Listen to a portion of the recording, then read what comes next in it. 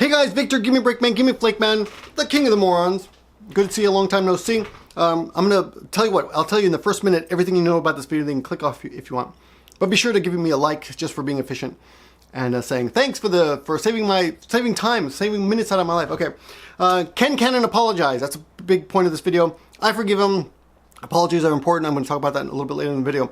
I made a video on Gimme Breakman, Gimme Flakeman that I thought was creative. I was trying to bring in three kind of common internet themes: PPAP video, the humongous video, and the Trump sexual allegations, and twist them together into one rope of comedy. But it failed. But I was trying to do something new, and I think people in general don't let you try something new. So I was a little bit disappointed about that. If you haven't seen the video, go please check it out. I met Unrested last weekend. Was it last weekend? Two weekends ago. And we hung out, and if you watch his videos, he's a very good vlogger, very solid, great voice, beautiful voice, handsome gentleman. And he's been bitching recently about YouTube not being fair, not working, him losing subscribers and shit. And I'm like, quit your bitching. But apparently it's true, and he contacted YouTube, and I think they fixed it. So I like to ask you, are you subscribed to this channel? Were you subscribed? Were you mysteriously unsubscribed? Have you had any problems? If so, please let me know in the comments so I can contact my YouTube representative and have them look at that. Okay, that's basically all I want to say. Now, for those of you who have more time, I'll turn this into a bit of a longer video. I know some of you liked me to ramble on and on.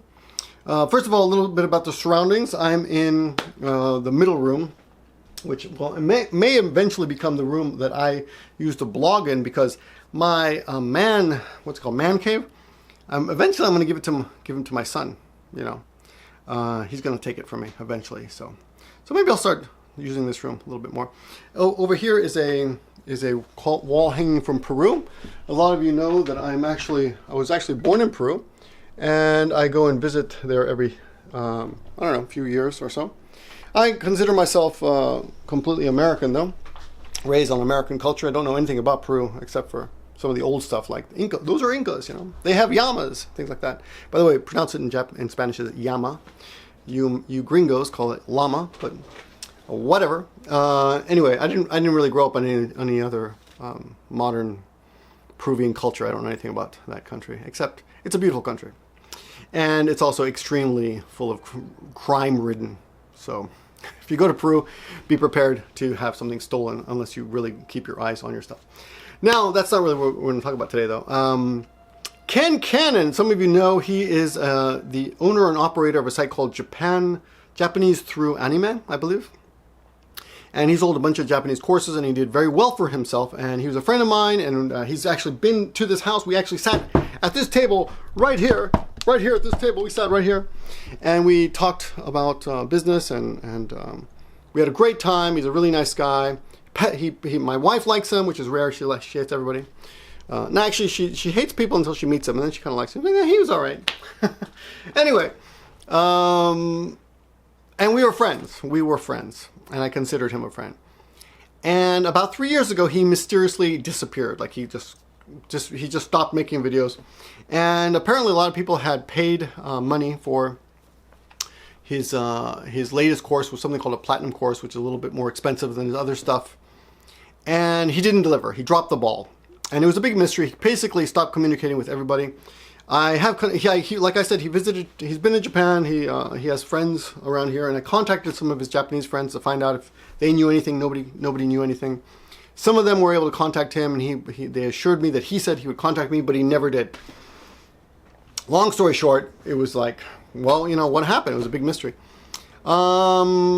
He made a video, I believe, yesterday explaining what happened. And about 2 weeks ago, so he owes me quite a bit of money, actually.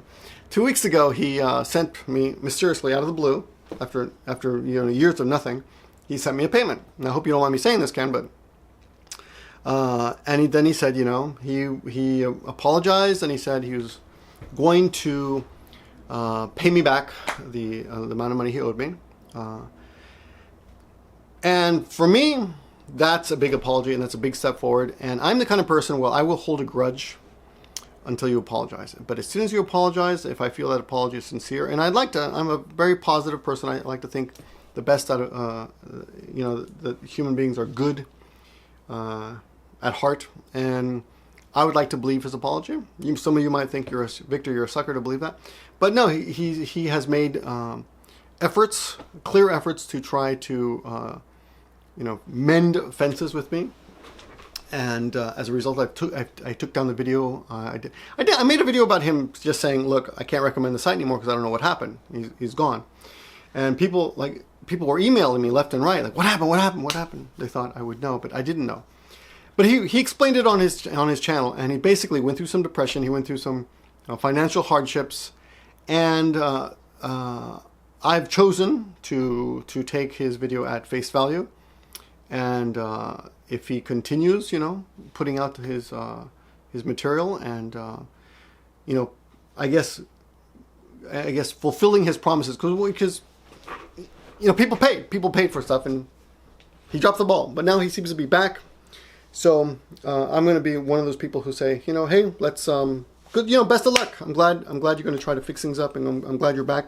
He's a very inspirational video maker, and for people who are studying Japanese, a lot of people swear by him. Now, of course, he never taught me Japanese because I had already learned by that point. Anyway, long story short, here's the thing. Apologizing is very important, and I think in this day and age where so many people like Trump and Clinton, both of them, like to double down on their lies or mistakes, there are a few people in this world who apologize, and I think when they do, you should realize what a wonderful thing it is, and also how powerful. I don't want to say a weapon, but how powerful a tool the apology can be. Because when you apologize, there's nothing wrong with it, but for some people, for some reason, people think it's a sign of weakness. But if you made a mistake, there's nothing wrong with saying, "Hey, I'm wrong. I made a mistake," and I'm always willing to do that on my channel when I make a mistake. I've taken on videos. I'm factual mistakes, or if it's a little typo or something, I just try to fix in the description. But if I make a mistake, I'll back down off it. If I don't think I've made a mistake, I won't. So if I think I'm right, I keep it up, right? Because I think you got to stand by your words, and we've talked about this before, right? That's considering something. For example, my opinions about another vlogger from Canada. Still think I'm right. So, but I don't want to bark up that tree anymore. I don't want to bring that up again. It's pointless. But I think it's important. Yeah, and there's an example of someone who actually, oh God, I'm bringing it up again. So there's an example of someone who, if they had apologized, everything would be fine and reputation would be fine. Right? Whatever. Anyway, I think it's important to apologize when you can, and you're taking away the power of another person persecuting you after you apologize. Once you apologize, what can another person say? Hey, I apologized. You're right. So you can't just keep attacking someone once they apologize. So something I think culturally interesting is that in Japan, when they have a car accident, people apologize. Because are you okay? I'm sorry. Even if they weren't at fault. Because unlike America, now it is changing a bit, but in America, I think most of you know, when you have a car accident, we are taught you shouldn't apologize, because if you apologize, you're accepting blame, and that means you're legally and financially liable. So we take that away, and I think it's a shame, because I think it's a part of decency, a part of living in a society is that you apologize, when you make a mistake. Anyway, Ken has apologized. I'm welcoming back. I'm wishing him the best. I hope you guys who are interested in that will watch his videos. Check him out. He's supplying some free material, and if you want to jump into one of his courses, and contact him. I'm not connected financially with him anymore right now, so I gain nothing by telling you this. So it's basically just me wishing him the best. That's one thing. Another thing about society I want to talk about was how society doesn't let us change, and it's a shame, right? People like to paint us with one paintbrush, and they don't let us change. And an example of that is back in the day, Clint Eastwood used to make all the tough guy movies, the silent, strong type, spaghetti westerns and stuff, Dirty Harry and stuff. He wanted to start doing different kinds of movies, like Play Misty for Me, or Billy the Kid, or Every Which Way But Loose, all these kind of comedies and small movies, indie type movies, in which he isn't a super tough guy. Like in Every Which Way But Loose, I think he gets his ass beat up quite a few times. Oh no, not when he's a kick-ass, but it's a comedy, and there's an orangutan in it, right? So nothing like he's done before. But in Play Misty for Me, and another one, oh man, I can't remember. Oh, there's a really good one where he's a Civil War soldier who's in a room full of women. Oh, if anyone remembers, that's a great movie. But he's not the macho tough guy that he plays, and the studios were against letting him do that. Excuse my meaning, Candy. Very impolite. I apologize. The studios were against that. They didn't want to let him do it because people don't, and even our audiences don't want to let us try different things and change who we are, and it's frustrating as an artist or as a person who creates things. And you might say, "Oh, Victor, you're not an artist, right?"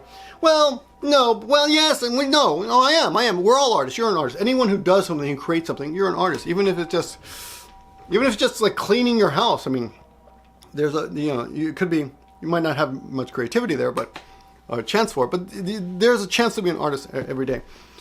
Steve Martin is another great example, where he's originally a wild and crazy guy, type of guy.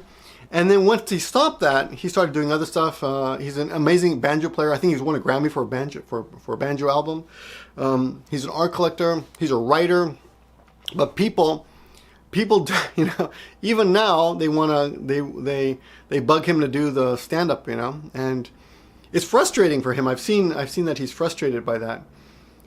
There's a great show called Getting Coffee with Comedians in Cars or something with Jerry Seinfeld. And I think they talk about it in that one, but it's interesting how society doesn't want to let us change. It doesn't want to give us that breathing room. They want to kind of paint you with one brush and put you in a corner and put your hole in the peg in the hole, the wood hole, the thing in the hole, and they don't want to let you grow or try different things. There was a guy here, oh man, I can't remember his name, but a long time, a political commentator who did videos here on YouTube and was very, very popular. He actually worked for the Kucinich campaign many years ago, and it was kind of an act, but I think he actually believed in the political things he was spouting. But later he tried to do comedy or creative stuff, and like his subscribers hated it. They just thumbed it down, and he told me he was just really frustrated with the fact that people wouldn't allow him to try new things. So I made this stupid video on Give Me a Break, Man, and a lot of people really liked it. A lot of people got it, got 161 thumbs up, but that is comparatively really low. Some people thought I was trying to give in to the PPAP craze, that was kind of the point. I wasn't. I was trying to make fun of that by pairing it with a humongous. You have to watch it. If you don't know these videos, then it doesn't make any sense. But I was trying to take elements of society and the internet and mold them together into one thing, and I thought it was pretty creative. And maybe the delivery was wrong, or maybe I should have shot it against a green screen and then whited it out or something. I don't know. But I got a lot of not hate for it, just more like and the thumbnail was great too. So I don't know. But I felt like you're not letting me grow kind of thing a little bit. But I'm not going to let that. And maybe it was the wrong channel. Maybe it's because on the Give Me a Break Man channel, and I don't communicate on the channel with you guys the way I do right now. I don't stare into your eyes and tell you what I really think on that channel. Anyway, but I was disappointed. I got to tell you that. So I put a little bit of work into that. I got a guy to make the music for that, and but it could have been better. Looking back at now, I see where I shouldn't have shot it in the stairwell. I thought shooting in the stairwell would also make it kind of funny, but maybe not. Anyway, that was kind of a disappointment. So, creative disappointment. Yeah. That's another thing. So the other thing was talking about this channel. I've already mentioned it. It's pretty simple. Are you subbed to this channel? Have you been mysteriously unsubbed? Because Unrested claims that's what happened to him. I didn't believe him, to be honest. I just thought he was, the YouTube was automatically just cleaning dead subs off channels. But come to think of it, my channel has not moved in, I think, 3 or 4 or 5 months. Like, it's been at 1,200, between 1,200 and, 12,000 and 13,000 subs for maybe 6 months, honestly. And I've gotten tons of subs since then, but it also keeps subtracting subs. So my question is, are you guys being unsubbed from YouTube? If you are, let me know. There's a lot more to talk about, but I've already gone on 15 minutes, so I think that's enough for now. I do have a J News coming out later today. I hope to do that. Maggie Sensei, by the way, if you are learning Japanese and you want some free learning material, Maggie Sensei has reached another new record. Every month that site just does better and better. It's just amazing. I think we're top 30,000 in Japan now, which is pretty high for a language blog. And we're top 200,000 about in the world, which is pretty cool. Anyway, that's all. Is that right? Or USA? I think it's the world. I don't know. Maybe it's USA. Anyway, that's all I got for you for now. I do have more videos coming out. I'm working on a couple other stuff. I'm trying to work on more, I guess, edited stuff. And I have a lot of ideas, but again, time is a constraint. Last week, my wife, I told you my wife's been sick for a while. Someone wrote, maybe she's going through menopause. It's just like, she's tired. Where do you get from menopause to tired? I was like, do you even know what menopause is, man? You got to be like 50 to get that. Now, it's not unheard of. Like women in their 30s, my wife's in her 30s, do get menopause early, but it's very rare. But that's not the case. It's not menopause. Everything's, it's not menopause, okay? For sure, right? That's easy to tell when someone gets menopause. Their period stops, okay? So I don't want to get into too much detail because it's none of your business. But it's just a crazy thing. It's funny when people try to diagnose me on the internet. I have a drink. Oh, you're an alcoholic. Oh my God. But she's been tired. But last week we all got cold at the same time. When the kid gets a cold, he's just funny. He's like just snotting all the time. But he's like still happy. He doesn't seem to slow him down at all. Just coughs a lot and he breathes like Darth Vader at night. At night he's like sleeping, like really, it almost sounds like he's threatening me. And I got a cold too, but I can pretty much power through my colds, so not a problem. Anyway, that's all. I gotta go to school now and teach people the meaning of. Today we're going to talk about morality and what a douchebag is and scumbag and things like that. And that's why I'm wearing this pink shirt, because in Japan, I think a lot of I actually didn't notice until Mully mentioned it. Mully, look up Mully on YouTube. He talked about how in Japan this raised collar is still pretty popular, and I didn't notice it until I said it, but it's true. Like a lot of guys will walk around with their collars raised like this. So I got my sunglasses and my raised pink shirt.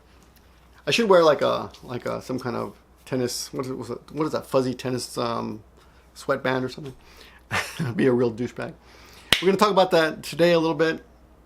I don't think they have that kind of image in Japan, though. They don't really judge you too much on what you wear as much as we do in the States. But so I'm going to go to work. Anyway, that's enough for now. I just wanted to reach out and say hello. How have you been? Long time no see. More videos coming soon. And I hope you're all doing well. Yeah. All right. And go check out the links about people who I talked about in the description. And go check out the video and give me a break, man, and give me some constructive criticism on my creativity. Thank you very much for watching, and take care. Talk to you soon.